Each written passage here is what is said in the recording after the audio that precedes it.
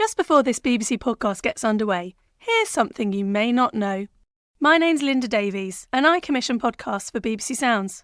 As you'd expect, at the BBC we make podcasts of the very highest quality, featuring the most knowledgeable experts and genuinely engaging voices. What you may not know is that the BBC makes podcasts about all kinds of things, like pop stars, poltergeists, cricket, and conspiracy theories, and that's just a few examples. If you'd like to discover something a little bit unexpected, find your next podcast over at BBC Sounds. BBC Sounds. Music, radio, podcasts.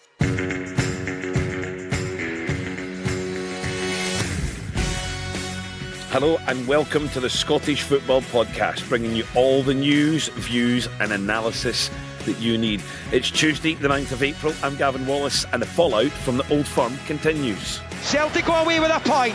Rangers recover to pick up one of their own. After defeat at the weekend, Dundee could secure top six football with a win over Rangers tomorrow night. All I need to know is the game will go ahead, so it allows me to prepare my team accordingly. That game also has title implications, with Philippe Clement's side looking to return to the top of the table. And it was a new campaign. The result that we got, we'll take it, and if we can get the 3 points for tonight, we will make it good. We look ahead to Scotland v Slovakia tonight at Hampden as the women's national team look to end a long, windless run. This is the Scottish Football Podcast from BBC Sports Scotland.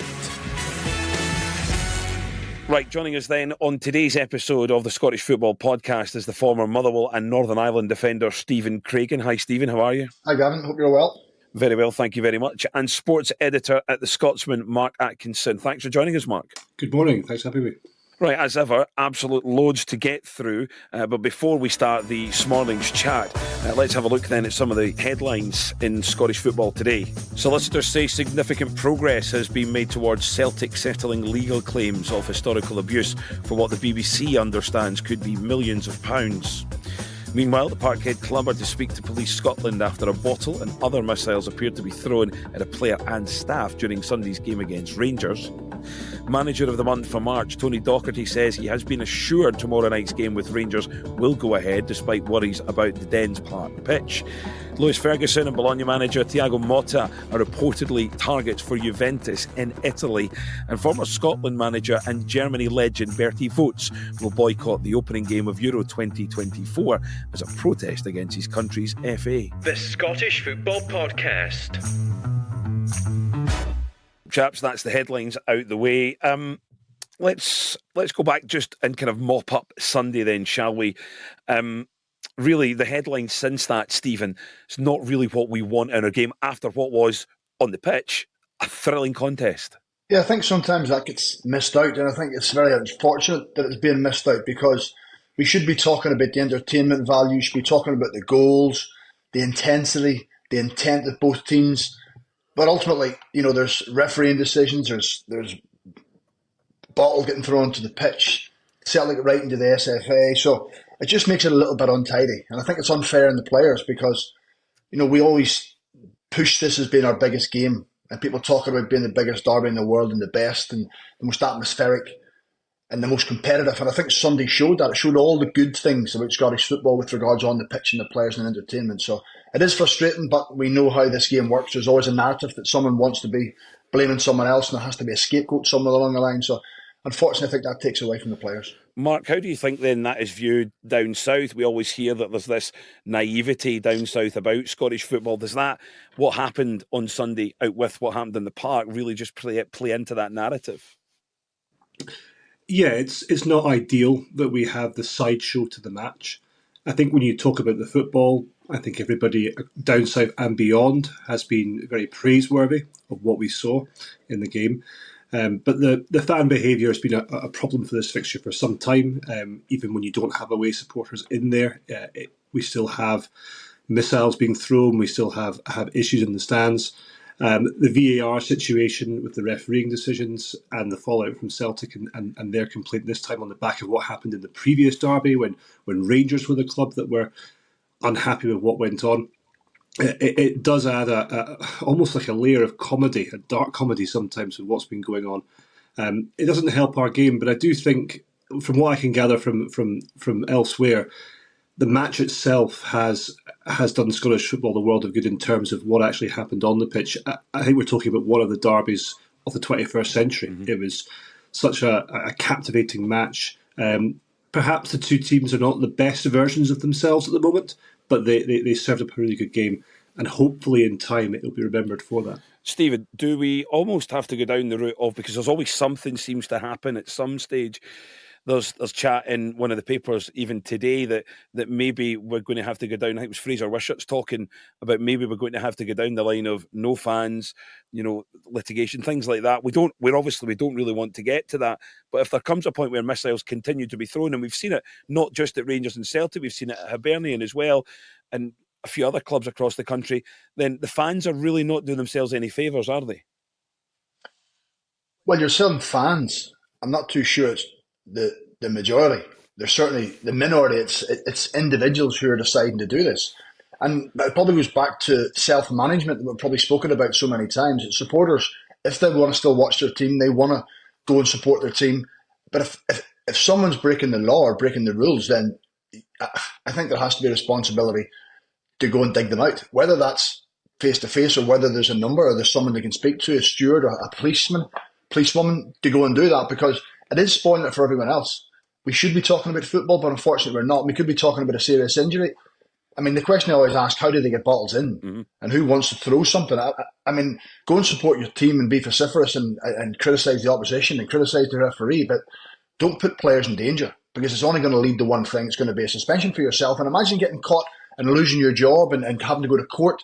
So many things, there's repercussions for that. So there has to be a bit of self-responsibility for each individual, but then I think you have to protect your own fan base and make sure that fans can still go to see as many games as possible without having to be banned and left out of stadiums. Right, I think we've covered that then. As we say, we want to talk more about football and not incidents off the pitch, but we'll stay with Rangers.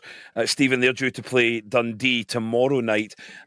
With your Motherwell hat on, Stephen, are you rooting for the away side on Wednesday night? Well, it'd be very rude not to, of course. I mean, considering the run Motherwell were on earlier in the season, relegation was a real possibility. So they take it to match day 33. They've been here before. I think they went to Livingston a couple of seasons ago and managed to scrape into the top six. So they have a little habit of it. It may just be a step too far for them. Who knows? But certainly, they're in the fight. But Tony Docherty knows a win for them, and they're guaranteed top six. So sets it up nicely. Mark, Tony Docherty then manager of the month for March, I think undefeated, if I'm right in thinking. There's a 2-2 draw with Kilmarnock in there, a win against Aberdeen and a win against St Johnstone.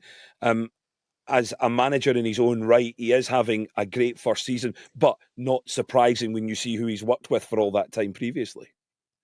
Indeed. I mean, his work with Derek McInnes has stood him in great stead for becoming a manager in his own right. But the award is hugely merited, and where Dundee are right now, remember when he took over, there were very few players under contract in Dundee. They had to go through a complete rebuild after being promoted. And many people had them down as relegation candidates. And they've made a mockery of that tag. They play good football. They're entertaining. They've shown that they're definitely worth being in the top six at the moment. The worry, I suppose, for Tony and his players is that if they don't get into the top six, having had ample opportunities recently to confirm it, the season may be seen by some as a failure, but it really shouldn't be. They've punched way above their weight this season, and it's all credit to Tony Docherty and his players. And they'll know themselves that Saturday was a bad result, leading 2-0 against Motherwell, but they have two chances, albeit two difficult chances, to get the job done themselves. On Sports Sound and on Sports Scene, we use the buzzword recruitment a heck of a lot, and it really is key. And when you look at the players that Tony Docherty has brought in, he really has recruited well, and he's really bolstered that squad. There's a really good blend of experience there, isn't there? When you've got the special likes of Shaughnessy at the back, and you've got some youngsters like Cameron who have come through from the academy as well. So there's a real good blend at Dundee, isn't there, Stephen? Yeah, there really is. But, that's the thing when you talk about bringing in a manager or a coach. You don't just bring them in for their own individual ability. You bring them in because of their contacts. Mm-hmm. And Derek McInnes over the years will have built a huge list of contacts. But Tony will be, having been along beside him, will have got those as well. So, you look at the players, the Owen Beck coming in from Liverpool, young players coming in from Burnley. But you need a core experienced spine of your team. The likes of Trevor Carson was earlier in the season, Joe Shawnee was Joe Shaughnessy was there. You need that core. But the likes of Luke McCowan, I think, has been a standout. Lyle Cameron has been excellent. So it's getting that balance right, but still being competitive, but allowing younger ones to come in, helping other clubs, young players. That's what you have to do. When you don't have the money to go and spend, you have to think outside the box and give young players opportunities. So it's been an exciting watch for Dundee. They'll be delighted where they are, but we said before, when you get to this stage, we just love to creep into the top six just to really affirm that message. You kind of almost feel, Matt, that they deserve it because they consistently this season have been there, hovering, 6th and 7th, maybe as far as 8th all season. They've been in the mix about it. And when it comes to watching, broadcasting and writing about it, it really, as Stephen says, it's been quite exciting to see just how they play their football. Yeah, I've enjoyed watching Dundee this season, and I've enjoyed watching them on the road as well. They're a brave team. They've taken points at places like East Road and Pittodrie. They look like a Tony Docherty team. They look like a team that mirrors their manager and his ethos and how they go. Do they deserve being in there? I suppose at the end of the day, it's going to come down to what happens in the last two matches. Hibs have had a strange season, and Motherwell are peaking at the right time. I do still fancy Dundee to get in there by hook or by crook. But whatever happens, I'll be looking at Dundee and going, they've had a good season and they've got plenty to build on for the upcoming campaign. I think that's the key, is exactly they've got a really good solid foundation to build on for next season. Let's talk about their opponents then tomorrow night. Rangers, Mark, it's a really good chance for them to go top. If you're a Rangers fan, you're looking at that game and you want to get top. You need to get top if you're a Rangers fan. Yeah, we're in the final straight now of this title race, and wins are so important. What a massive reward on offer for Rangers. Playing a Dundee team that they've beaten comfortably at Dens Park before. We do have the side issue of the pitch, but the way Philippe Clement manages this Rangers squad, the way he speaks to them, the way he's got them tuned up for this title race, it's hard to see them slipping up at somewhere like Dundee, even though they've had a difficult match on Sunday. They just look like a team that's playing for their manager. They know what's at stake now. There's a resilience about Rangers. We saw it on Sunday. To go 2-0 down in an Old Firm match, to come back not once but twice in that environment, I think it shows this team has got the mental strength, the toughness to go and grind out victories. I think one thing as well, Stephen, that you see now when Clement has come in, he really has maybe he's transformed that Rangers team. And one thing I think I maybe see here, and you can correct me if I'm wrong, but under Michael Beale and maybe to an extent under Giovanni van Bronckhorst, the respect wasn't quite there. He commands this, massive respect. When Clement walks into a room, everyone listens, don't they? He has a presence about him. And I think the way he speaks to the players and the way he speaks about his players publicly, you can clearly that he's replicating that privately. The players have got an edge to them, there's no doubt about it. They're back into a title race that many people thought they wouldn't be in. Mm-hmm. However, to back up what is probably classed as a good point in an Old Firm game, you have to go to Dundee and win. It'll be like a completely different style of game. You've got to roll your sleeves up. The pitch may not be great. The fluency, the cohesion may not be there. But when you're so close to the end of a title race, it's simply about finding a way to win games. He'll be a little bit disappointed with some of the goals and some of the individual performances on Sunday, absolutely. But he will go with the tried and tested. There won't be wholesale changes. The likes of James Tavernier, who had a difficult afternoon. Connor Goldsmith felt at times had difficult moments in the game. But these are players that he's been able to rely on since he came in, and they've been good Rangers players for a number of years. So what will happen in the future, who knows, with regards recruitment and the overhaul. But for the here and now, he will go for experienced players. Abdallah Sima coming back is a huge boost for him. You can see the energy and the pace and the creativity. He just given a different dimension in the second half. So those little things adding up. They have a momentum, no doubt about it, but simply go to Dundee, get 3 points and get the job done. Do they have more momentum in this title race then, Stephen, than what Celtic do? Clearly Celtic are top of the table, but their performances haven't been quite as... It's not by the Celtic way this season, so the Rangers maybe have an edge at the moment when it comes to the race with that momentum? Because it's key, momentum's key. Yeah. I'm not sure they have the edge on it. I mean, Celtic are sitting top of the table, and Celtic's best 3 performances of the domestic season have probably been in the Old Firm games. So coming into the weekend's game, you probably thought, Rangers are slightly ahead with regards to momentum and feeling better about themselves. But then Celtic's performance in the first half was absolutely sublime. So suddenly then that changes your narrative a little bit and flicks it around the other way. So there's no doubt it's going to be judged on, or it's going to be down to one game. It's going to be down to the final Old Firm game of the season. Whoever can come out on top in that clearly he's going to win the league. And, if it's anything like it was on Sunday, then everybody should be licking their lips. We're talking about the title race in the Premiership, but a couple of games in the Championship tonight. Wraith have the opportunity to go top. Do you think, Mark, they maybe have what it takes to overhaul Dundee United? Yeah, they're a strange team, Wraith, in some respects, because just when you think they're back in the title race and have the momentum themselves, they slip up. They've got a very difficult game this evening. Airdrieonians are a strong team, and I think I don't think that's a foregone conclusion that they will get a victory.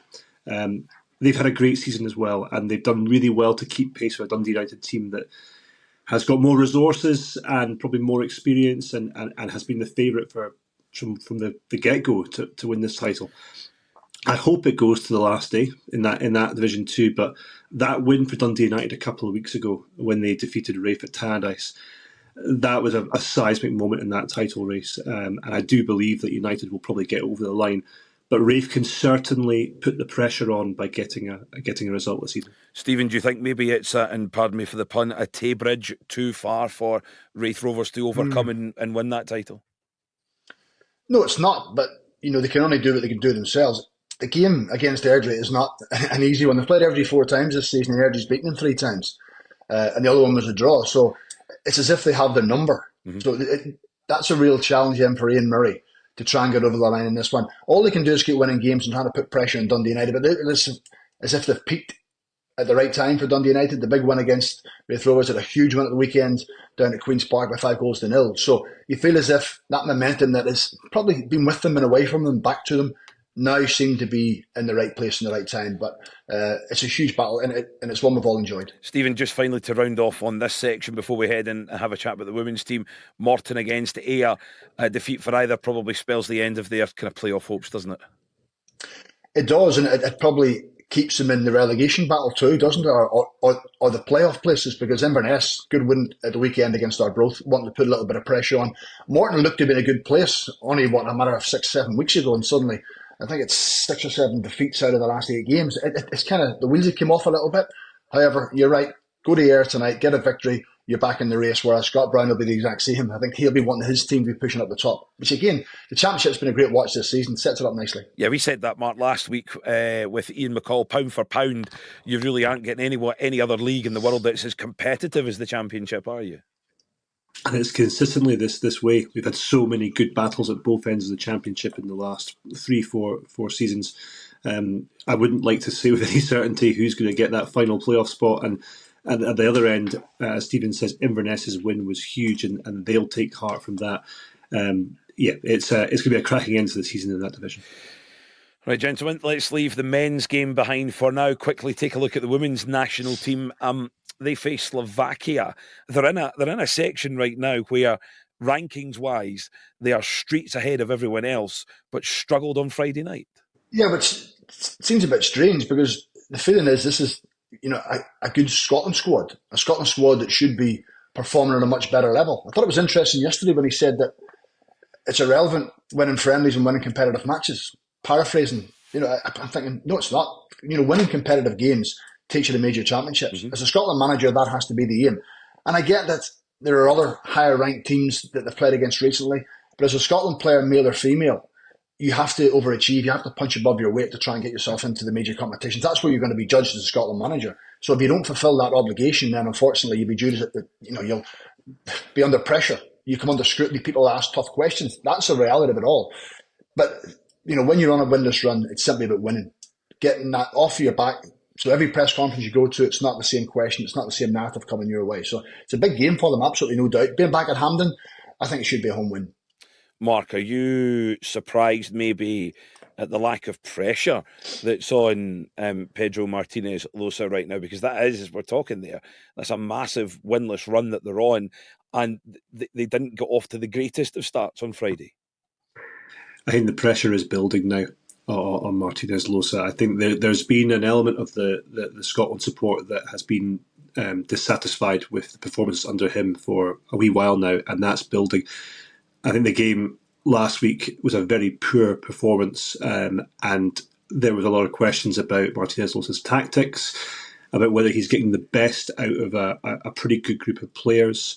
There's a feeling now that if Scotland don't get a positive result this evening, the sort of pressure that's been simmering under Martinez Losa might come to the surface, and there could be a real issue for him. He spoke yesterday like a man that I felt was feeling the pressure more and more, despite him saying that he wasn't. I think he now knows the nature of the situation and that wins are vital. You cannot go on that length of run without there being some sort of scrutiny. I think back at Hampden with more eyeballs on the team this evening, it's a really important match. It feels like a watershed moment for the Martinez Losa reign. Gentlemen, thank you very much. That is all indeed we have time for. I'm sure you will join me in wishing the team all the very best tonight at Hampden. We want to see as many Scotland teams at as many major tournaments as we possibly can. Thanks to Stephen Craigan and to Mark Atkinson for their time. Thank you to you for listening. Remember, the podcast drops every single day at 8 o'clock in the morning on BBC Sounds and the BBC Sports Scotland website, plus the other places that you may get your podcasts as well. I'm back tomorrow with Rory Loy and Jordan Campbell of The Athletic. But for now, thanks for listening. Bye-bye.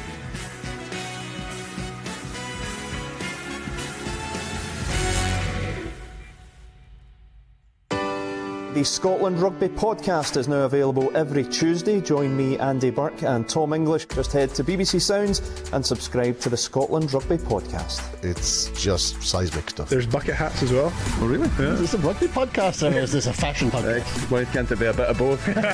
Rugby. Let's get on to rugby. There's a lot to be excited about. Today's guest, John McGuigan. Clubs are at the absolute bedrock of everything Scottish rugby's about. The Rugby Sports Sound podcast from BBC Radio Scotland. You cannot help but be so excited. It's going to be the centre of the rugby universe.